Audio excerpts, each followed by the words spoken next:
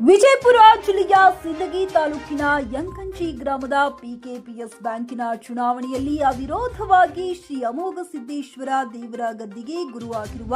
ಮದಣ್ಣ ಮುತ್ಯ ಒಡೆಯರ್ ಅಧ್ಯಕ್ಷರಾಗಿ ಆಯ್ಕೆ ಹಾಗೂ ಸಂಗಮ ಅಗಸರ್ ಉಪಾಧ್ಯಕ್ಷರಾಗಿ ಆಯ್ಕೆಯಾಗಿದ್ದರು.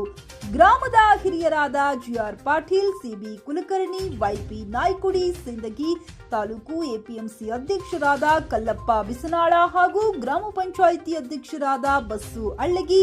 ಮಾಜಿ ಗ್ರಾಮ ಪಂಚಾಯಿತಿ ಅಧ್ಯಕ್ಷರಾದ ಜಗದೀಶ್ ಕೂನಳ್ಳಿ, ವಿಶ್ವನಾಥ್ ಕೊಪ್ಪಳ, ನಾಗಣ್ಣ ಮುಜಾವರ್, ಪಿಕೆಪಿಎಸ್ ಮಾಜಿ ಅಧ್ಯಕ್ಷರಾದ ರುದ್ರಗೌಡ ಪಾಟೀಲ್, ಚೇತನ್ ಗೌಡ ಪಾಟೀಲ್, ಗ್ರಾಮ ಪಂಚಾಯಿತಿ ಸದಸ್ಯರು ಹಾಗೂ ಎಸ್ಟಿಎಂಸಿ ಅಧ್ಯಕ್ಷರು ಮತ್ತು ಊರಿನ ಹಿರಿಯರು ಸಂಭ್ರಮ ಆಚರಣೆಯಲ್ಲಿ ಪಾಲ್ಗೊಂಡಿದ್ದರು.